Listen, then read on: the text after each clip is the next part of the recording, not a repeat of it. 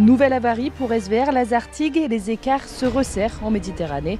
Voici le résumé de ce 3e jour de course sur la Finistère Atlantique.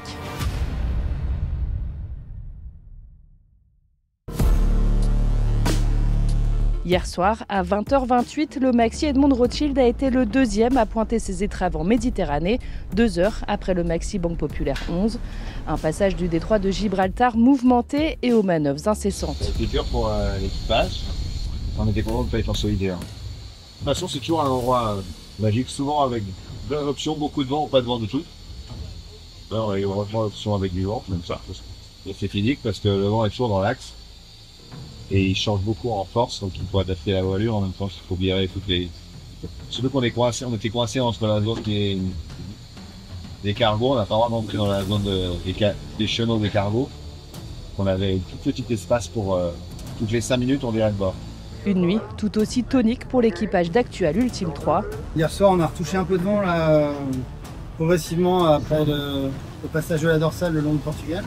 C'est remonté crescendo, on a fait une bonne nuit là. Bien rapide, avec des pointes à plus de 40 nœuds même. Donc voilà, il y a eu des petites bricoles à faire à droite à gauche, un petit truc sur la dérive, mais rien de bien méchant, on a réglé ça assez rapidement. Et là on se dirige vers Gibraltar. Et si l'équipage d'Anthony Marchand a pu résoudre ses soucis techniques, moins de chance du côté du trimaran SVR Lazartigue. Après son arrêt express à Cascais pour le changement de grand voile hier, c'est au tour de l'été de J2, un des câbles qui tient le mât de casser. Dans notre malheur, on a eu la chance d'avoir notre voile, notre J3, qui était en place, roulé, ce qui a permis probablement de nous sauver d'un dématage, parce que on navigue souvent avec le J2 seul, donc on est forcément super déçus. On comprend pas trop pourquoi cette pièce, cette axe dans l'enrouleur de J2 s'est cassée.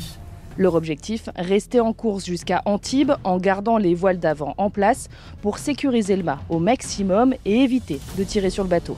Devant, Sodebo Ultime 3, après avoir passé le détroit de Gibraltar en 3e position la nuit dernière, se retrouve bloqué dans une zone où Éole n'a pas l'air d'avoir envie de souffler.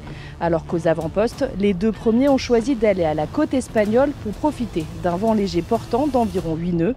Et on se dirige vers les Baléares qu'on devrait atteindre dans le début de nuit. Donc voilà, des conditions plutôt sympas, ça glisse, il n'y a pas beaucoup de mer.